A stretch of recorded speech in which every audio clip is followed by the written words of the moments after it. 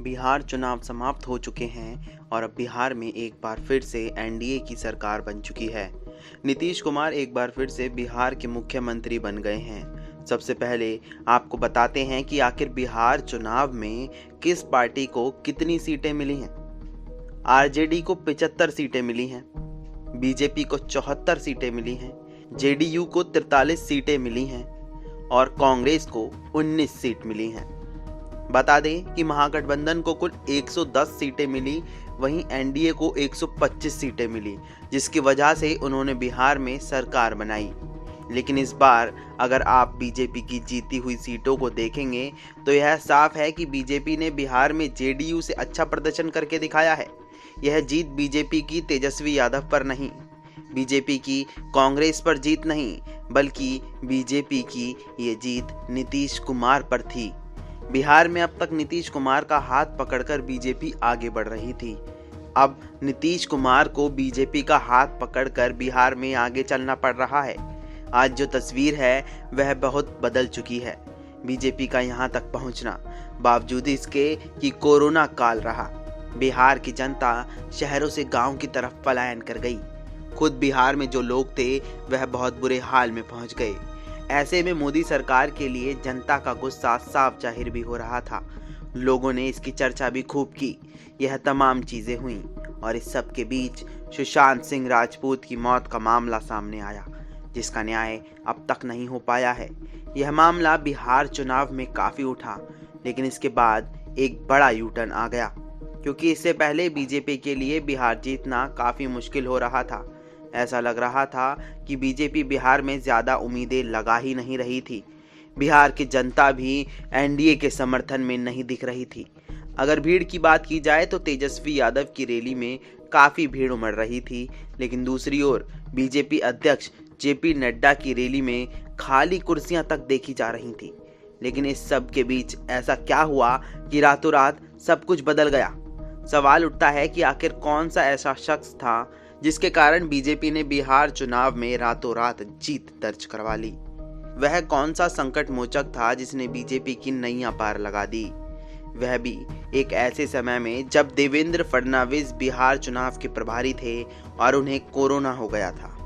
वह सुशील मोदी जो बिहार के उप मुख्यमंत्री थे, जिन पर पूरा दामोदार था, जिन्हें आज मुख्यमंत्री पद से हटा दिया गया है और एक आम कार्यकर्ता के तौर पर रख दिया गया है। उस समय उन्हें भी कोरोना वायरस हो गया था। यह दोनों बड़े नेता जिनके कंधों पर बिहार चुनाव था, उनके विकेट ठीक चुनाव से पहले ही गिर गए थे। तो वह कौन व्यक्ति था जिसने कोरोना वायरस की परवाह किए बगैर बीजेपी को जीत दर्ज कराई। यहाँ तक कि बीजेपी के कई कार्यकर्ताओं तक को कोरोना वायरस हो गया था। यूपी में बीजेपी के पास धन, जन, मन की कमी तो नहीं थी, इसके बावजूद उनके हालात उन्हें सपोर्ट नहीं कर पा रहे थे। अब बीजेपी के पास सिर्फ एक ही चेहरा बचा था जिसने पिछले बिहार चुनाव में भी बीजेपी का बखूबी साथ दिया था। उनका नाम है भूपेंद्र यादव। भूपेंद्र यादव दरअसल पूरे समय बिहार में मौजूद रहे।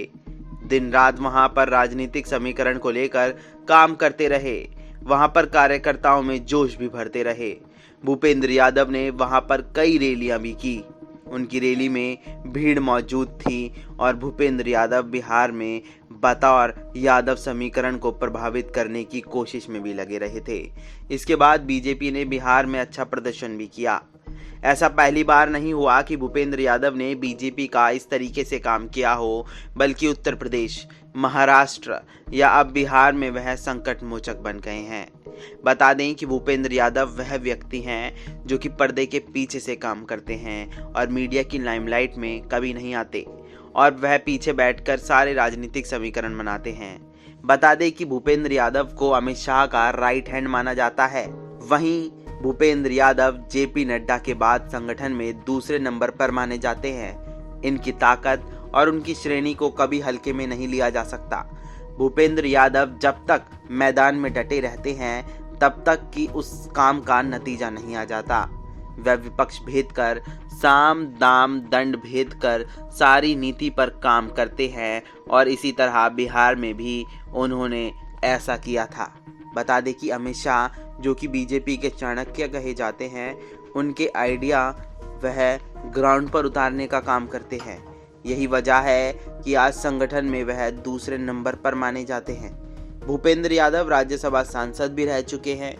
वह पार्लियामेंट में कई कमेटियों की अध्यक्षता भी कर चुके हैं। भूपेंद्र यादव ने बिहार में धर्म से लेकर विकास के मुद्दे की बात लोगों के सामने रखी।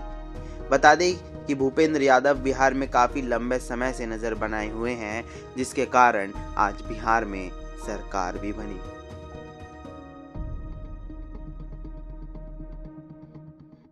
और आप हमसे जुड़े रहने के लिए सब्सक्राइब करें YouTube पर, फॉलो करें Twitter पर और लाइक करें Facebook पर। और ज्यादा जानकारी के लिए न्यूज़ नशा की वेबसाइट पर जाएं। आपको टाइप करना होगा सिर्फ न्यूज़ नशा।